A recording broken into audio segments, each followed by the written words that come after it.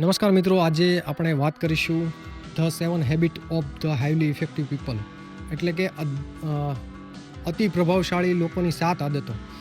તો એ કઈ 7 આદતો છે એના વિશે આપણે ટૂંકમાં જાણીશું, કેમ કે આ પુસ્તક તો બહુ મોટું છે અને એ 7 આદતોનું ડિટેલ્સમાં વર્ણન છે, પરંતુ એ 7 આદતો વિશે આપણે ડિસ્કસ કરશું.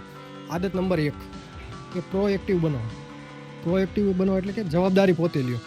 આપણે ઘણીવાર બ્લેમ કરતા હોય બીજાને, જેમાં મા બાપને બ્લેમ કરતા હોય કે એણે મને સારું શિક્ષણ ન આપ્યું એટલા માટે હું આગળ ન વધી શક્યો, અથવા તો આપણે એમ કહીએ કે મારા માતા પિતાએ સંપત્તિ એકઠી ન કરી, અથવા તો ઘણી બધી જમીન જાયદાદ હોત તો આમ થઈ જાત ને તેમ થઈ જાય. આપણે વિક્ટિમ બનતા હોય અને આપણે પોતાની જાતને દોષિત ગણતા હોય અને આપણે પોતે જવાબદારી લેવા તૈયાર ન હોય અને દરેક વસ્તુમાં આપણે હાથ ઊંચા કરી દેવાની ટેવ હોય. તો એની જગ્યાએ આપણે દરેક વસ્તુ માટે આપણે જવાબદાર આપણે હોય છે.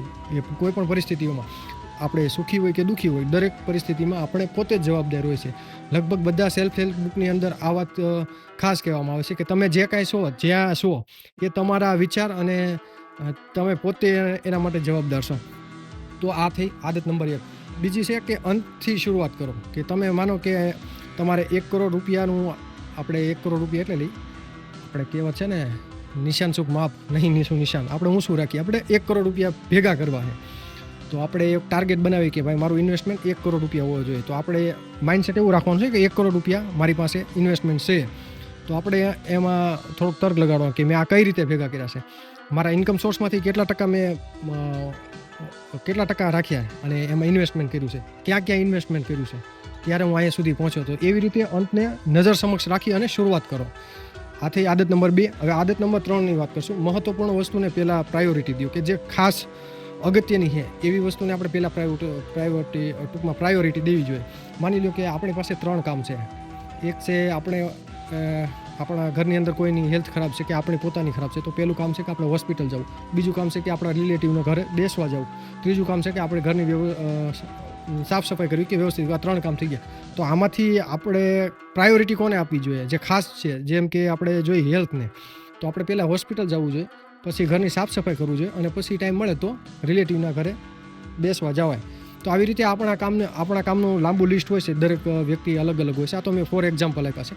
તો એવી રીતે આપણી પાસે જે કામનું લિસ્ટ હોય છે એમાં આપણે એક આવી રીતે વિભાગ પાડી અને જે અગત્યના કામ છે એને પહેલાં કરવા જોઈએ. તો આ આદત નંબર 3 થઈ. હવે આપણે આદત નંબર 4ની વાત કરશું, વિન વિન. કે બંને પક્ષે લાભ થવો જોઈએ. માનો કે હું મારા મિત્રને એમ કહું કે ભાઈ તું મને 4 વ્હીલ આપ, પણ એને એમ કહેવાનું કે ભાઈ 4 વ્હીલ તું મને આપ, હું તને સર્વિસ કરાવી અને કાર દોરે કમ્પ્લીટ કરીને તને આપીશ. તો એમાં બંને પક્ષે લાભ છે. તમે માત્ર પોતાનું જ વિચારશો તો તમને કદાચ એકવાર લાભ મળશે, 2 વાર મળશે, પણ ત્રીજી વખત નહીં મળે. તો બંને પક્ષે આપણે હિત સધાય અને બંનેનો લાભ થાય, તો એ રીતે વિચારવાની વાત થઈ. તો આ થઈ આદત નંબર 4. તો આદત નંબર 5ની વાત કરીએ તો પહેલાં સમજો ને પછી સમજાવો. આપણે પહેલાં શું કરી, નકરું જ્ઞાન પહેલાં કરી, ભાઈ બીજાને કહી કે આમ નહીં આમ કરે આમ, પણ આપણે પોતે કર્યું છે કે નહીં. જો આપણે પહેલાં કર્યું હોય તો પછી તમે કોઈને સમજાવો તો એ તો વાત વ્યાજબી કહેવાય. પહેલાં કોઈકને સાંભળો, એની સમસ્યા શું છે, અને પછી એને આપણે કંઈ સલાહ દેવી હોય તો દઈએ. કે પહેલાં સમજો અને પછી સમજાવો.